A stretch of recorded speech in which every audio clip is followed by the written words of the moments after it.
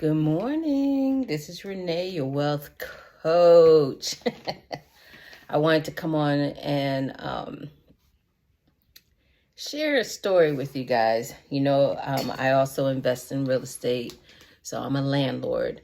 So I do have property in another state.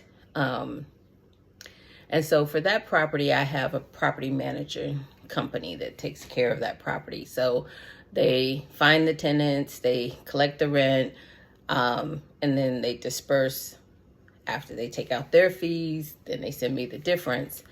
So I received a call from the management company to say, hey, we just want you to know, and let me just say, I don't know who my tenants are. I just know that I have tenants. And so, but I do have to make major decisions, and that's when they contact me. So they called me. It was a family that was living there. The wife just passed away. So they just renewed their lease, because I tell you, I always have long-term tenants that stay. So that's the first tip. Find properties that people want to stay and live in, neighborhoods that have good schools. And if, families are your core audience or your core clients that you're looking for. So they renewed their lease, let's say February. And so they contacted me to say that one of the spouses passed away, and that they're requesting to be excused from their lease. So that's an awful thing, especially when two incomes are needed to live where you're living. And so definitely, if you see that it's going to be a problem, that's the beauty of owning property, that you can make decisions and release your tenants if need be. So I said yes. And this is a property that my sister and I own. So we said yes, because the lease was only like a month old. Okay, so here it is. What is it? May? So they stayed an extra month. So I was like, okay, maybe they decided not to move. And so I did get a text or email saying, Miss Rainey, your tenant did move. We're doing the walkthrough. What I like about this property management company is that they walk through my property every quarter to make sure that things are, the tenant is keeping the place as it was when they moved in. And if they see things that are not right, they will, send a letter to the tenant like, hey, we need you to fix this or do this in order to maintain your lease and not be,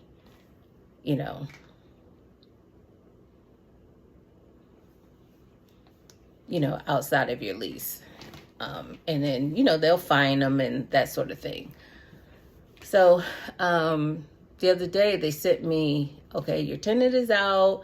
When we first released the house, there was a washer and dryer in there. It was my dad's house. He passed away. My sister and I, we didn't need a washer and dryer. And so we left it, but we did not include it in with the lease. So the tenant was welcome to use the washer and dryer or not use it. So we've had this property now for some years.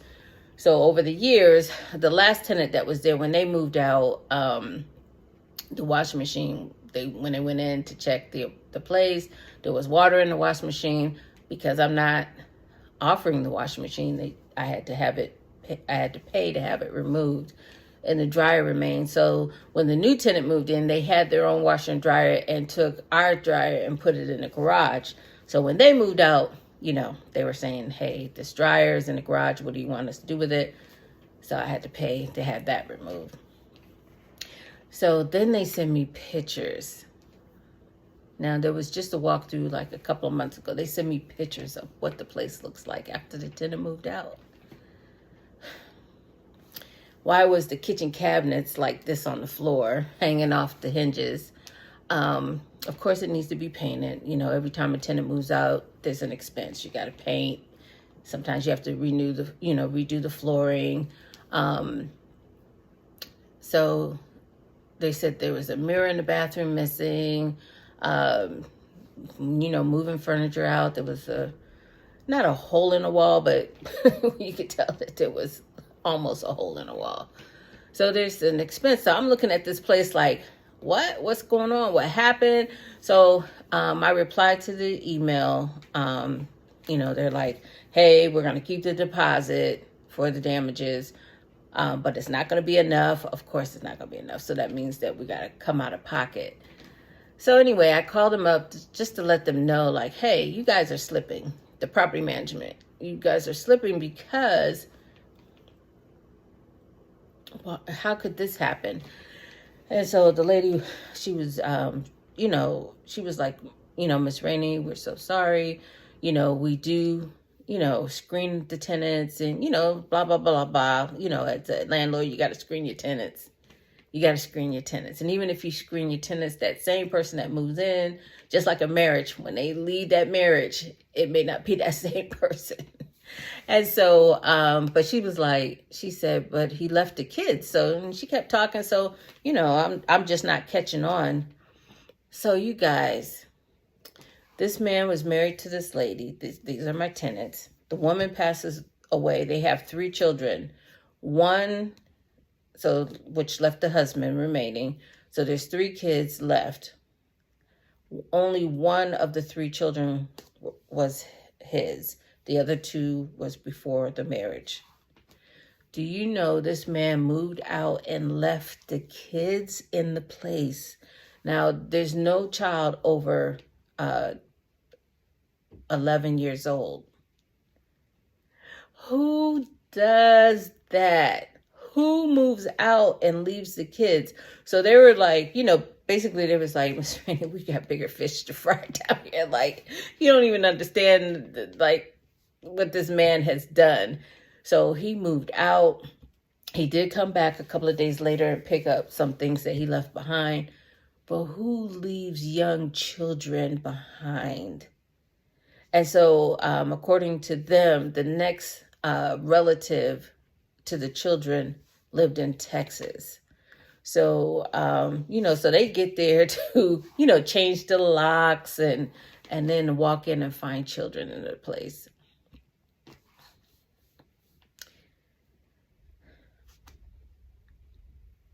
I'm sorry. I don't understand that. So that breaks my heart. And so she was saying that they had to, the kids ended up going to a neighbor's house down the street, but and then that's devastating too. Do they know the neighbors? I don't know, but I was just so devastated by that news. And so, I'm telling you, this is, part of being a landlord is that, you'll find that, you'll have a place and there's squatters. You could end up with squatters. The end results can be really devastating and beyond your control. But again, I can easily go in there and get the place rent ready for the next tenant and move on with my life. But definitely I was just saddened by that. So that just definitely, poured water on my fire that I was, calling them up, fussing about. And I tell you, there's interesting people that, you don't really know the people that you're renting to. And, so share some of your, for those that are landlords, share some of your interesting stories about your tenants. I tell you, but yeah. So as a landlord, you definitely, you can screen all day, but at the end, something can happen. Something can transpire. Like my last tenant in the same house, the lady lived there for like over 5 years, and she got sick with cancer. And then she was no longer that same tenant that moved in 5 years prior. So as a landlord, God is blessing me to be a blessing to someone else. And that's through real estate, providing houses to families in nice neighborhoods. That's my mission statement to, be a blessing to people and to provide housing that I would live in.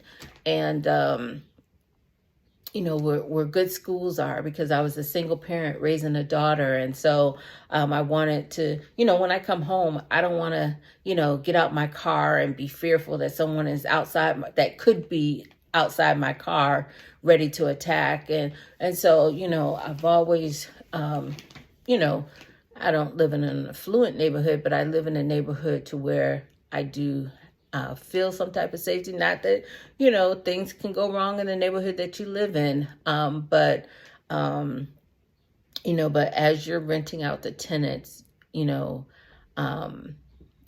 the world is changing, and there's going to be a lot of people that had homes that will be looking for rent.